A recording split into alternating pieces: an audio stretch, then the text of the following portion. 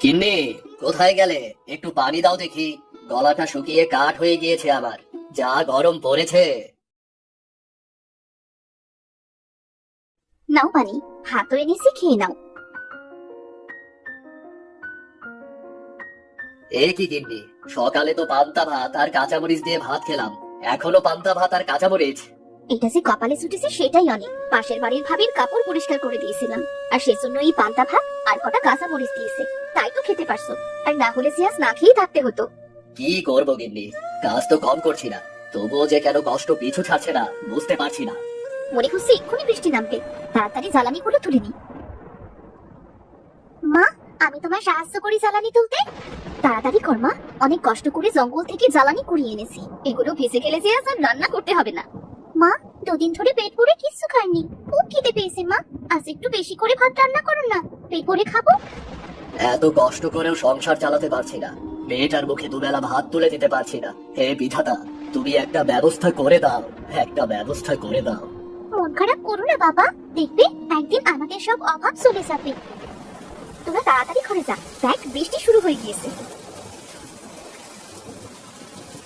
গিন্নি, দেখো কেমন ঝড় হচ্ছে, এমন ঝড় হলে তো আমাদের ঘর ভেঙে যাবে। এমন অলক্ষণে কথা বলো না, বিধাতাকে স্মরণ করো, তিনি একটা ঠিক ব্যবস্থা করে দেবেন।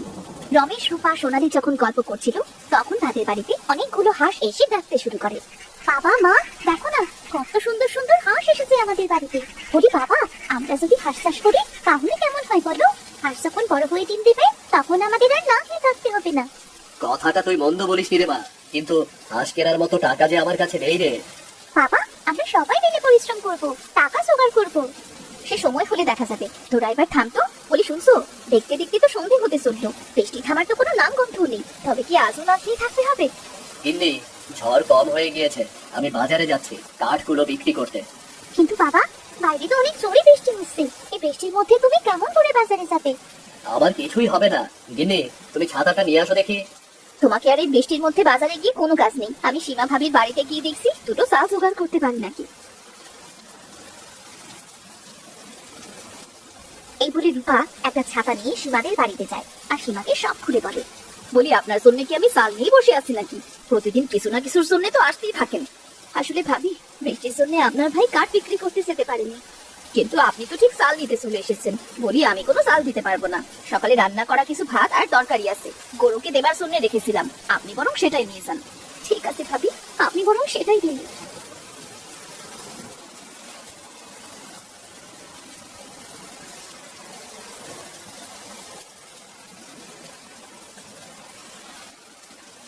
ওগো, চাল কি পেলে? না, সীমা ভাবি চাল না দিয়ে অনেক অপমান করেছে, তবে সকালে কিছু বাসি ভাত দিয়েছে, আজ বরং এটা খেয়ে দিন কাটিয়ে দাও। আমার জন্য তোমাদের কত কথাই না শুনতে হয়। না, এবার থেকে আমাকে আরো পরিশ্রম করতে হবে।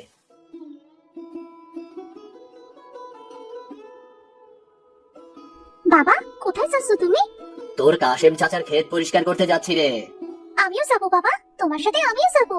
কাশিম চাচার ক্ষেতের পাশেই তো নদী, নদীর উপর অনেক রকম শাক পাওয়া যায়, আমি সেগুলো তুলবো, তুমি বাজারে গিয়ে বিক্রি করো বাবা। তোকে কষ্ট করতে হবে না মা, তুই খেলতে যা। না বাবা, আমি টাকা গুছিয়ে হাঁস কিনতে চাই। মেয়েটা মধ্য বলেনি, আমিও মানুষের বাড়িতে কাজ করব, সবাই মিলে কাজ করলে হাঁস কেনার ঠিক একটা ব্যবস্থা হয়ে যাবে। আচ্ছা ঠিক আছে, তবে চল তুই আমার সাথে।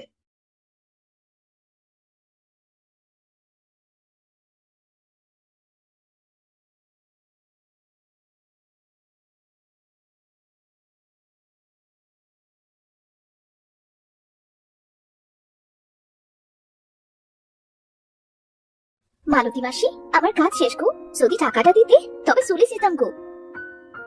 এই নাও তোমার টাকা, আজ তুমি আমার অনেক বড় উপকার করলে। শরীরটা যে আমার বড্ড খারাপ, উঠতেই পারছি না, তুমি না এলে গরু তো না খেয়ে থাকতো। আমারও টাকাটা দরকার মাসি, আসলে মেয়েটা জেদ ধরেছে হাঁস পুষবে, কিন্তু হাঁস কেনার মতো তো টাকা নেই, তাই আর কি। এটা তো খুব ভালো কথা, একবার যদি অনেকগুলো হাঁস কিনতে পারো তবে তোমাদের আর অভাব থাকবে না। দোয়া করো মাসি, আমি আসি তবে। বাবা, তুমি তাহলে ক্ষেতটা পরিষ্কার করো, আমি নদীর উপর থেকে শাকগুলো তুলে নিই। এই বলে সোনালী যায় নদীর পাড়ে শাক তুলতে, আর রমেশ এদিকে ক্ষেত পরিষ্কার করতে থাকে।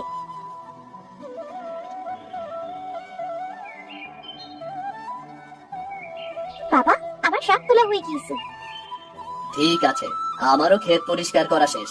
তোর কাশেম চাচার কাছ থেকে টাকাটা নিয়ে আসি।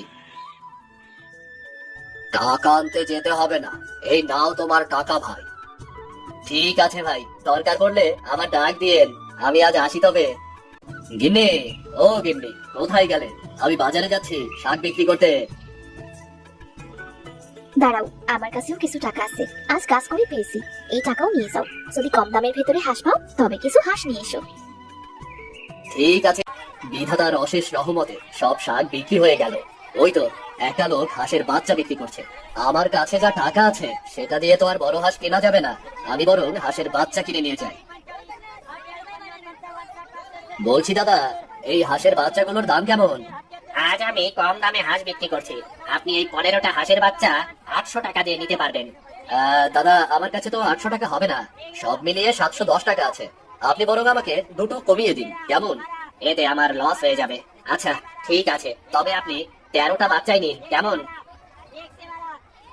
এই নিন দাদা আপনার টাকা, আমি আসি তবে।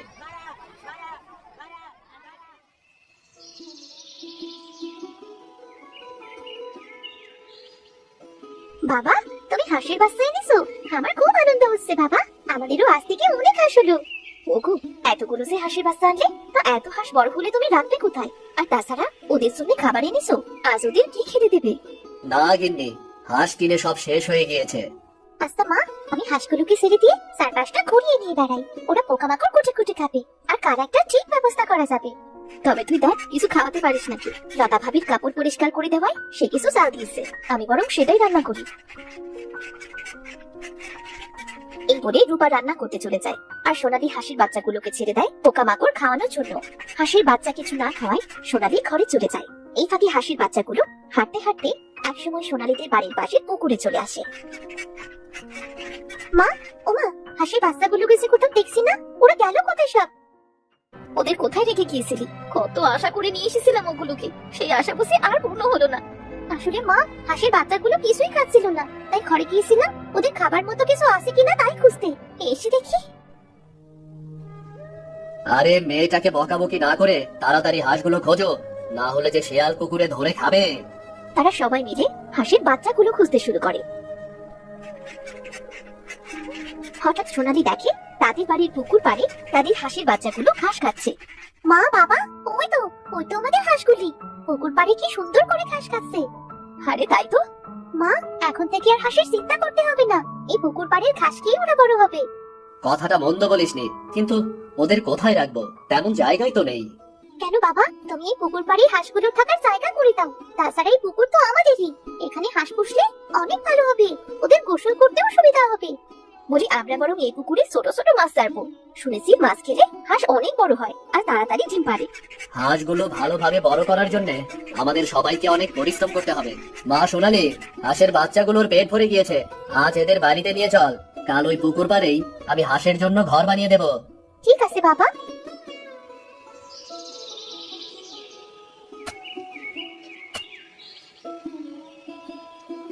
খুব সুন্দর হয়েছে ঘরটা, বাড়ির সামনে সব সময় দেখাও যাবে, পুকুর পাড়টাও খুব ঠান্ডা, হাঁসগুলোর কষ্ট হবে না। হ্যাঁ রে মা, আচ্ছা আমি শাক তুলে বিক্রি করতে যাচ্ছি। গিন্নি, তুমি দেখো কারো বাড়ি কাজ পাও কিনা, কিছুদিন কষ্ট করে পুকুরে কিছু ছোট মাছ ছাড়বো, যাতে হাঁসের খাবার কষ্ট না হয়। বড় হলে কি আর শুধু ঘাসে হবে? আচ্ছা ঠিক আছে, তবে আমি যাচ্ছি। সোনালি মা, তুই তোর বাবার সাথে যা। এই বলে রূপা কাজ খুঁজতে চলে যায়। রমেশ আর সোনালি শাক তুলে বিক্রি করে, পুকুরে মাছ ছাড়ে। পুকুরের ওপর থেকে ঘাস আর পুকুর থেকে মাছ খেয়ে তাদের হাঁস অনেক বড় হয়ে যায়। আরে রমেশ ভাই, তুমি দেখি পুকুর ভরে হাঁস পুষতে শুরু করেছো। সেদিন যে হাঁসের বাচ্চা কিনেছিলে সেটা সেই হাঁস না? হ্যাঁ ভাই, আসলে হাঁস পুষবার মতো তেমন জায়গা আমার নেই, তাই তো পুকুর পাড়েই হাঁসের খামার দিয়েছি। ওদের খাবার কেনার মতো টাকা নেই, এই পুকুরেই হাঁসগুলো সবসময় থাকে, ঘাস আর মাছ খেয়ে বাঁচে ওরা। কি বলছো, ঘাস আর মাছ খেয়ে তোমার হাঁস এত বড় হয়ে গেছে? হ্যাঁ ভাই, দেখবে এবার তোমার সব অভাব কেটে যাবে, তোমার হাঁস খুব তাড়াতাড়ি ডিম দেবে। আমি আসি তবে। রিতম সেখান থেকে চলে যায়। কেটে যায় আরো কিছুদিন। একদিন সকালে খামারের দরজা খুলতে গিয়ে সোনালি দেখে তাদের 2টা হাঁস মারা গিয়েছে, আর বাকি হাঁসগুলো সব অসুস্থ। হাই হাই হাই, এই কি সর্বনাশ হলো! বাবা, মা, দেখো আমাদের সব শেষ হয়ে গেল। কি হয়েছে? অমন করে কাঁদছিস কেন? আমাদের দুটো হাঁস মারা গিয়েছে। বাকি একটা হাসপাতে সবগুলো অসুস্থ, মনে হচ্ছে বাঁচবে না। কত কষ্ট করে না খেয়ে কত আশা নিয়ে হাঁসগুলো পুষেছিলাম একটু সুখের মুখ দেখবো বলে, আর বিধাতা বুঝি আমার কপালটাই ভেঙে দিল। বাবারে, তোদের দেখে অনেক হাঁস, তা আমায় একটা হাঁস দিবি? অনেকদিন হাঁসের মাংস খাইনি। আসলে বুড়িমা, আমাদের হাঁসগুলো যে অসুখ করেছে। ওই তো, ওই ভালো হাঁসটা আমায় দিবি? ওই একটি হাঁসই ভালো আছে, তুমি যেহেতু চাইছো তবে ওই হাঁসটা তুমি নিয়ে যাও।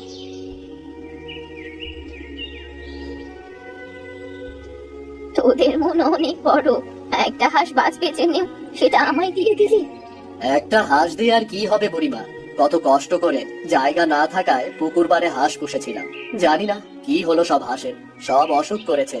পুকুর পাড় তো ভেজা স্যাঁতসেঁতে জায়গা, পুকুরের পাড় থেকে একটু দূরে খামার করতে পারতি বাবা। এমন স্যাঁতসেঁতে জায়গায় তো হাঁসের অসুখ করবেই। হাঁসেরা পানিতে থাকে ঠিকই, কিন্তু রাতে তো তাদের শুকনো জায়গায় দরকার। কি করবো বুড়িমা, এই জায়গা ছাড়া আমার যে আর কোনো জায়গা নেই। এই হাঁসগুলো আমার শেষ সম্বল ছিল গো বুড়িমা, আমার শেষ সম্বল ছিল। কাঁদিস না বাবা, এই ওষুধ তোর সব হাঁসেদের খাইয়ে দে, দেখবি সব হাঁস ভালো হয়ে যাবে। আর 2 দিনের ভেতর হাঁস ডিমও দিতে শুরু করবে। তুমি সত্যি বলছো বুড়িমা? হ্যাঁ রে দিদি ভাই, এখন থেকে আর কোনোদিন তোদের হাঁসের অসুখ করবে না, ডিম দেয়াও বন্ধ করবে না। এটা আমাকে এই হাঁসটা দেবার উপহার। তবে একটা কথা, এই খামারে কুড়ো দিবি, তাহলে খামারের ভেতর আর পানি থাকবে না, আর হাঁসগুলো একটু আরামে থাকতে পারবে। বুড়িমা, তোমার কাছে যে আমরা ঋণী হয়ে গেলাম, তোমার এই উপহার আমরা কোনোদিনও ভুলবো না। এইসব কথা পরে হবে, আগে হাঁসগুলোকে ওষুধ খাইয়ে দে। বুড়ির কথা মতো সোনালী, রূপা আর রমেশ সব হাঁসগুলোকে ওষুধ খাইয়ে দেয়। বুড়ির দেয়া ওষুধ খাওয়ানোর সাথে সাথে হাঁসগুলো সুস্থ হয়ে ওঠে। রমেশ খুশি হয়ে যখন বুড়িকে এই কথা বলতে যায়, পেছন ফিরে দেখে বুড়ি সেখানে নেই। এ কি, বুড়িমা কোথায় গেল? বুড়িমা, বুড়িমা। বাবা, উনি মনে হয় চলে গিয়েছেন বাবা। তবে বুড়িমা আমাদের অনেক উপকার করলেন। ওই বুড়িমা মনে হয় জাদু জানেন। যাই হোক, আমাদের বাড়িতে কুড়ো আছে, আমি বরং কুড়ো এনে হাঁসের খামারে দিয়ে দিই।